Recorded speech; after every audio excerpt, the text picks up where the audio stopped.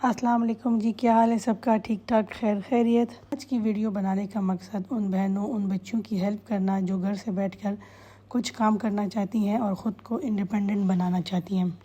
मुझे अक्सर मैसेजेस आते हैं कि हमें परमिशन नहीं है घर से बाहर जाने की, या हम लोग घर से बाहर कोई काम नहीं कर सकते, लेकिन हम लोग घर पे बैठ के क्या ऐसा स्टार्ट करें, क्या ऐसा काम करें जिससे हम अपने पार्टनर की हेल्प भी कर सकें, ख़ुद को इंडिपेंडेंट बना सकें, या एटलीस्ट हम इतना कमा सकें कि हम अपनी पॉकेट मनी बना सकें। बहुत सी ऐसे बहनें हैं, बहुत सी ऐसी बच्चियां हैं जो ज़्यादा पढ़ी लिखी नहीं है और वो ज़्यादा टेक्निकल काम घर बैठ के नहीं कर सकती। मुझसे जब कोई पूछते कि हमें कोई ऐसा काम बताएं जो हम लोग घर बैठ के करें, जिससे हमारे घर का माहौल भी ख़राब ना हो, जिससे हमारे घर वाले भी इग्नोर ना हो और हम लोग अर्न भी कर सकें। ऐसा काम जिसके लिए ज़्यादा डिग्रियां या क्वालिफ़िकेशन नहीं चाहिए होती। मैं ऐसे सब मैसेज करने वालों को एक ही रिप्लाई करती हूँ, अगर आपकी कुकिंग स्किल्स अच्छे हैं या आप कोई भी एक डिश बहुत अच्छा बनाती हैं, आप उसी से स्टार्ट करें। मैं अपना थोड़ा सा आपके साथ अपना बैकग्राउंड शेयर करती हूँ कि कैसे मैंने पंजीरी बनाना स्टार्ट किया था। मैं अपने इंस्टाग्राम स्टोरीज़ पे अक्सर रहमत चौक का, जो कि वाबरा टाउन में एक मार्केट है, उसका जिक्र करती रहती हूँ और अक्सर वहीं पाई जाती हूँ। दुपट्टे वगैरह डाई करने हो, लेसेस वगैरह लेनी हो या कुछ भी, सबसे ज़्यादा जो मेरा आना जाना होता है वो होता है जी, जो प्रेशर कुकर वाली शॉप थी, जो रिपेयर वाली शॉप थी, उसके पास आना जाना लगा रहता है। इस वजह से मैं रहमत चौक की वीडियोस और स्टोरीज़ अक्सर शेयर करती रहती हूँ अपने इंस्टाग्राम पे। एक दिन मैं गई दोपहर के टाइम, मैंने देखा वहाँ पे एक खातून आई हुई थी और साथ में उनके एक मेड थी या जो भी थी, कोई एक बच्ची थी। इन दोनों ख़वातीन ने बड़े बड़े बैग्स पकड़े हुए थे और उसमें ट्रांसपेरेंट डब्बे थे, पानी थी इन डब्बों में, और साथ में 2 शामी कबाब थे। और वो हर शॉप पे जाके उनको वो एक एक बॉक्स दे रही थी। हमारा जो डायर था, मैंने उससे पूछा कि भाई ये क्या सीन है, तो उसने मुझे बताया कि बाजी ये एक बाजी हैं और इनके साथ हमारा मंथली कॉन्ट्रैक्ट हो चुका है। ये हमारे लिए डेली दोपहर को एक सालन बना के लेकर आती हैं। कभी सालन होता है, कभी चावल, और हम लोग मंथ के एंड में फिर इनको पेमेंट करते हैं। उस डैड से मैंने पूछा, ये तो थोड़ा मुश्किल काम नहीं होगा कि आपको कैसे पता चलेगा कि आज ये सालन लेकर आएंगी या आज ये चावल लेकर आएंगी, या क्या पता ये कोई डिश लेकर आएँ जो लोगों को पसंद ना हो, तो उस केस में क्या होता है। तो डायर ने मुझे बताया कि नहीं भाईजी, इन्होंने हमसे, जब हम लोग कॉन्ट्रैक्ट साइन कर रहे थे, इन्होंने हमें पूरा मंथली मेन्यू बताया था कि वीक के इस डे को ये सालन बनेगा, इस डे को चावल बनेंगे, इस डे को ये डिज़र्ट होगा। फिर शॉपकीपर पे है, अगर उसको वो सारा मेन्यू पसंद है तो वो फुल मंथ के लिए कॉन्ट्रैक्ट कर लेता है, या फिर जिसको मेन्यू में से कोई चीज़ किसी दिन पसंद ना हो, वो उस दिन ऑर्डर नहीं करता, वो खाली उन्हीं दिनों की बुकिंग करता है जिस दिनों में उसके पसंद का खाना होता है। डैड ने मुझे बताया कि बाजी इनका खाना बहुत ज़्यादा अच्छा होता है, ये बहुत ज़्यादा मेहनत करती हैं, इनका खाना इतना अच्छा होता है कि अक्सर शॉपिंग के लिए औरतें जो आई होती हैं दोपहर को, वो भी इन्हीं से खाना ले लेती हैं अगर इनके पास एक्स्ट्रा बॉक्सेस अवेलेबल हो तो, और ऑन द स्पॉट पेमेंट कर देती हैं। मैं बहुत ज़्यादा इम्प्रेस हुई कि एक अकेली औरत अपने बलबूते पे कितना बड़ा एक नेटवर्क चला रही है, काइंड ऑफ नेटवर्क ही हो गया कि वो इतने शॉपकीपर्स को डील करती हैं, इतना फिर वो डेली खाना बनाती हैं। तो अगर वो औरत कर सकती है तो मैं क्यों नहीं कर सकती। उस टाइम पे मैं अपने डाइट वाले क्लाइंट्स को डील करती थी और मैं उनको एक मिक्सचर बताती थी जिसमें नट्स और सीड्स होते थे। मेरे क्लाइंट्स में मोस्टली वर्किंग वुमेन थी, उनमें से अक्सर मुझे कहती थी कि मरियम, आप हमारे लिए ना ये बना के भेज दे तो हम आपको पेमेंट कर देंगे। स्टार्ट में मुझे लगता था कि ये बहुत ज़्यादा मुश्किल होगा, मैं मैनेज नहीं कर पाऊँगी, मैं कैसे किसी के लिए इस तरह ड्राई फ्रूट्स को मंगा के फिर रोस्ट करके और फिर पाउडर बना के वो भेजूँगी, कौन से कोरियर के थ्रू भेजूँगी, क्या करूँगी। लेकिन जब मैंने अपने लिए माइंड बना लिया, फिर हर चीज़ मुझे बहुत ईजी लग रही थी। जिस तरह वो हलवा नहीं होता, उसकी तरह मुझे हर चीज़ आसान लग रही थी और हर चीज़ खुद ब खुद होती गई। फिर डाइट वाले क्लाइंट्स में से ही 2-3 ऐसी क्लाइंट्स थी जिन्होंने मुझे कहा कि मरियम, अगर आप स्टीविया के साथ इतने अच्छे ये नट्स और सीड्स का मिक्सचर बना सकती हैं तो हमारी फैमिली वालों को रेगुलर पंजीरी चाहिए, आप ना 1-2 पैकेट्स वो बना दें। मैंने रेगुलर पंजीरी बनाना स्टार्ट कर दी और माशाल्लाह उसका रिस्पांस बहुत ज़्यादा अच्छा आया। पंजीरी बेसिकली मैंने स्टार्ट की थी अपने डाइट के क्लाइंट्स के लिए, लेकिन वो चीनी वाली इतनी हिट हो गई कि मुझे डाइट वाले क्लाइंट्स के भी ऑर्डर मिलते थे, लेकिन चीनी वाले के ज़्यादा मिलने लगे। कुछ टाइम बाद मुझे दोनों पंजीरियाँ एक साथ बनाना और उनको डिलीवर करना एक साथ सब कुछ मैनेज करना थोड़ा सा मुश्किल हो गया था। ये वो पॉइंट था जहाँ पे मुझे डिसाइड करना था कि मुझे कौन सी पंजीरी को लेके आगे चलना है, डाइट वाली पंजीरी या रेगुलर पंजीरी। मेरे लिए अपने दोनों कस्टमर्स इक्वली इम्पॉर्टेंट थे, मेरे डाइट वाले जो कस्टमर्स थे वो भी, और जो मेरे रेगुलर पंजीरी वाले कस्टमर्स थे वो भी। और दोनों कस्टमर्स में से मैं किसी एक को भी छोड़ना नहीं चाह रही थी। एंड रिज़ल्ट ये है कि मैंने पंजीरी की रेसिपी को ही चेंज कर लिया और मैंने एक ऐसी रेसिपी बना ली जिसको डाइट वाले क्लाइंट्स भी खा सकते हैं, जिसको रेगुलर क्लाइंट्स भी खा सकते हैं, जिसको इवन डायबिटिक पेशेंट्स भी खा सकते हैं। और अब माशाल्लाह लास्ट 5 ईयर्स से मैं वही रेसिपी फॉलो कर रही हूँ और मेरे क्लाइंट्स हर साल मल्टीप्लाई हो रहे हैं। चलें, ये तो था एक छोटा सा मेरा इंट्रोडक्शन कि कैसे मैंने पंजीरी बनाना स्टार्ट की। अब आते हैं उन क्वेश्चंस की तरफ जो मेरे से बहुत सी बहनें बच्चियां पूछती हैं कि हम लोगों ने बिज़नेस स्टार्ट किया हुआ है, हम लोग घर से खाना बना के सेल कर रहे हैं लेकिन हमें कस्टमर्स नहीं मिल रहे। ज़्यादातर बच्चियां पूछती हैं कि हमें खाना बनाना भी बहुत अच्छा आता है, हम में सारे स्किल्स भी हैं, लेकिन हमें स्टार्ट करने से डर लगता है कि हम लोग स्टार्ट कर तो लें लेकिन ये चलेगा कि नहीं चलेगा, कैसा होगा, हम लोग कैसे कस्टमर्स को फाइंड करेंगे, कस्टमर डीलिंग कैसे होगी, हम लोग कैसे अपने प्रोडक्ट को कस्टमर्स तक पहुंचाएंगे, या हम लोग अगर स्टार्ट करें तो फर्स्ट स्टेप क्या होना चाहिए। तो चले अब मैं आपको आपके सारे क्वेश्चंस के आपको आंसर्स देती हूँ। आपके साथ वो तमाम टिप्स एंड ट्रिक्स शेयर करूँगी जिसकी वजह से मेरा जो प्रोडक्ट था उसके बारे में लोगों को पता चला और जिसकी वजह से मेरी बहुत हेल्प हुई थी। सबसे पहली बात, आपने ये देखना है कि आपको कौन सी ऐसी चीज़ है, कौन सी ऐसी डिश है जो आप सबसे अच्छा बनाती हैं, जिसकी आपकी पूरी फैमिली तारीफ़ करती हो कि ये चीज़ इसके अलावा और कोई अच्छा बना ही नहीं सकता। आपने अपने उसी प्रोडक्ट को सेलेक्ट कर लेना है और उसी को लेकर आपने आगे चलना है।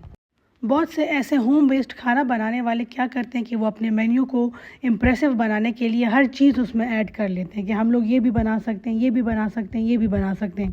अब एक चीज़ आपको बनानी आती नहीं, अगर आती भी है लेकिन वो आपसे बाकी लोग अच्छा बना लेते हैं और उसका ऑर्डर आपके पास आ जाए, आपने ऑर्डर डिलीवर भी कर लिया लेकिन जिन्होंने खाना मंगाया उनको पसंद ही नहीं आया, तो फ़ायदा आपने बजाय अपने कस्टमर्स बनाने के अपना एक कस्टमर लूज़ कर लिया।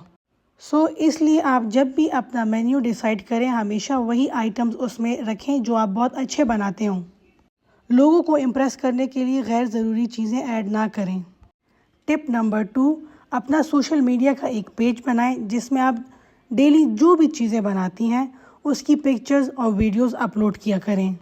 जितना आप सोशल मीडिया पे एक्टिव होंगे उतना ही आपकी आवाज़ लोगों तक पहुंचेगी, उतने ही आपके बारे में लोग जानेंगे। बहुत सी बच्चियां क्या गलती करती हैं कि उनको लगता है कि हम लोगों ने पेज भी बना लिया, अब हम लोगों ने अपने फ्लायर्स भी बना लिए, हम लोगों ने वो डिस्ट्रीब्यूट भी कर लिए, बस अब आगे जो भी होगा वो इसी बेसिस पे होगा। ऐसा नहीं है, आपने डेली नहीं तो हर दूसरे तीसरे दिन लोगों को अपने बारे में बताना होगा। कभी कभार ऐसा होता है कि मसरूफियत की वजह से लोग सोशल मीडिया को ओपन करते ही नहीं या उनसे बहुत सी स्टोरियाँ जो है वो मिस हो जाती हैं। तो अगर आप रेगुलरली स्टोरीज़ अपडेट करती रहेंगी, पोस्ट करती रहेंगी, तो अगर किसी से मिस हो भी गया तो वो उसको दूसरे दिन देख लेगा, तीसरे दिन देख लेगा।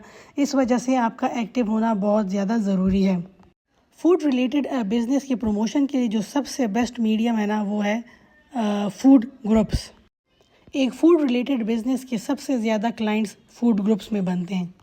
ज़ाहिर है फूड ग्रुप्स में सब वही मेंबर्स होते हैं जो फूडीज़ होते हैं, जिनको अच्छा खाना खाने और जिनको डिफरेंट खाना खाने और ट्राई करने का शौक़ होता है। इसलिए आपने फूड ग्रुप्स में एक्टिव रहना है, आपने अपने खाने की पिक्चर्स और पोस्ट को रेगुलरली फूड ग्रुप्स में शेयर करते रहना है ताकि लोगों को डेली नहीं तो हर दूसरे तीसरे दिन आपके बारे में जानने का मौका मिलता रहे। टिप नंबर 3, आप जब भी क्लाइंट के लिए खाना बनाने लगे या इवन अपने घर के लिए खाना बनाने लगे, आपने उसकी छोटी छोटी वीडियोस बना के अपना जो भी आपका पेज है इंस्टाग्राम पे, फेसबुक पे, आपने वो छोटी छोटी वीडियोस शेयर करनी है। वीडियोस क्यों शेयर करनी है? वीडियोस इसलिए शेयर करनी है ताकि इन वीडियोस के थ्रू आपके क्लाइंट्स को पता चले, आपके कस्टमर्स को पता चले कि आपने प्रोडक्ट कौन सा यूज़ किया है, आपने किस एनवायरनमेंट में ये चीज़ बनाई है, आपने क्वालिटी प्रोडक्ट्स यूज़ किए हैं, आपने साफ़ सुथरे माहौल में रह के चीज़ बनाई है। ऑटोमेटिकली आपके क्लाइंट्स मल्टीप्लाई होंगे। होम मेड और कमर्शियल मेड या यो बेकरी रेस्टोरेंट्स में जो चीज़ें मिलती हैं उनमें फ़र्क ही यही है कि घर का खाना साफ़ सुथरा होता है और बाहर के बारे में आप श्योर नहीं होते कि उन्होंने किस तरीके से बनाई हैं।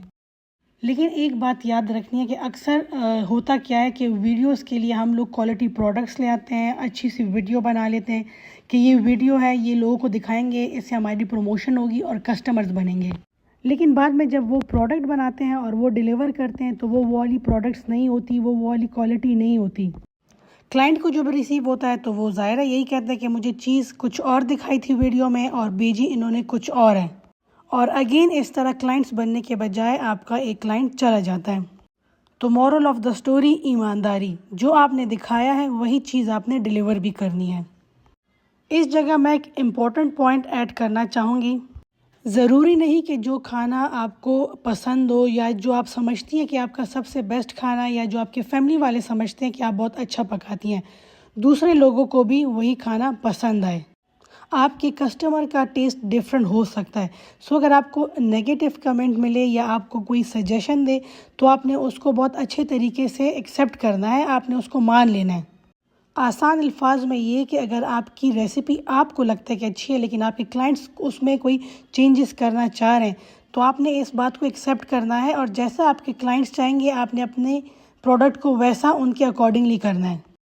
कुछ रिजिड लोग होते हैं जिनको लगता है कि मैं अगर कोई चीज़ बना रही हूँ तो ये बेस्ट है और इसमें कोई कमी हो ही नहीं सकती। ऐसे लोग कभी भी कामयाब नहीं होते। आपने ख़ुद को फ्लेक्सिबल बनाना है और जैसे आपके क्लाइंट्स चाहेंगे आपने उनको वैसी चीज़ डिलीवर करनी है। अगर कोई आपको पेमेंट कर रहा है तो उसको चीज़ वही चाहिए जो उसको पसंद हो, वो चीज़ नहीं चाहिए जो आपको पसंद हो। टिप नंबर 4, आपने हमेशा शॉर्ट स्केल से स्टार्ट लेना है। पहले थोड़े से स्टार्ट कर लें, देख लें कि कैसा फीडबैक आता है, फिर स्लोली आप उसको बढ़ाते जाएं। बहुत से होम बेस्ड बिजनेसेस की नाकामी की वजह ही यही है कि बच्चियां जो हैं उनकी एक्सपेक्टेशंस बहुत ज़्यादा हाई होती हैं। प्रोडक्ट मार्केट में इंट्रोड्यूस कराने से पहले ही वो सोच लेती हैं कि जी ये तो एक हिट है और मेरा प्रोडक्ट तो कामयाब होगा ही होगा, और वो पहले से इन्वेस्ट कर लेती हैं बहुत सारा। वो पैकेजिंग पे इन्वेस्ट कर लेती हैं, टैग्स पे इन्वेस्ट कर लेती हैं, इंग्रेडिएंट्स और प्रोडक्ट्स पे इन्वेस्ट कर लेती हैं पहले से ही। ऑब्वियसली स्टार्ट में सबको रैपिड रिजल्ट्स नहीं मिलते। सो वो बच्चियां जिन्होंने ज़्यादा इन्वेस्ट किया होता है वो डिसहार्ट हो जाती हैं, कहती हैं हम लोगों ने पैसा भी इतना ज़्यादा लगाया और हमें प्रॉफिट भी नहीं हुआ, और स्टार्ट होने से पहले ही वो अपना सब कुछ बंद कर देती हैं। ऐसा बिल्कुल भी नहीं करना। स्टार्ट में आपने ज़्यादा इन्वेस्टमेंट नहीं करनी, आपने बेसिक इन्वेस्टमेंट करनी है। आपने देखना कि रिज़ल्ट्स कैसे आ रहे हैं। रिज़ल्ट्स अच्छे आ रहे हैं, साथ साथ आप इन्वेस्टमेंट करते जाएं। ख़ुद को टाइम टू टाइम इम्प्रूव करना है ताकि लोग ये ना कहें कि स्टार्ट में इनका टेस्ट अच्छा था अब आहिस्ता आहिस्ता ख़राब हो रहा है, बल्कि लोग ये कहने पे मजबूर हो जाएं कि इन्होंने जहाँ से स्टार्ट किया था उसमें बहुत सारी इम्प्रूवमेंट आ गई है। एक बहुत ही इम्पॉर्टेंट जो बात है वो ये कि आपने अपनी रेसिपी में एक प्रोडक्ट यूज़ कर लिए, आपने अभी हमेशा वही प्रोडक्ट्स यूज़ करने हैं। बहुत से लोग क्या करते हैं कि उनको जब ऑर्डर मिलता है और कोई एक इंग्रेडिएंट अवेलेबल नहीं होता तो वो उसकी जगह दूसरा यूज़ कर लेते हैं कि चलो ऑर्डर आया हुआ है, ऑर्डर को वापस नहीं करना या ऑर्डर को मना नहीं करना, ये काम नहीं करना। अगर मजबूरी है, आपका क्लाइंट कह रहा है कि नहीं मुझे आपने हर हाल में खाना डिलीवर करना है, आपने उसको क्लियरली हर चीज़ बता देनी है कि ये इंग्रेडिएंट अवेलेबल नहीं है, इसकी जगह मैं ये यूज़ कर रही हूँ, मे बी टेस्ट में थोड़ा सा फ़र्क आए। अगर वो आपको ओके करें फिर बेशक आप बना लें। क्लाइंट को आपने हर चीज़ क्लियर करके बतानी है।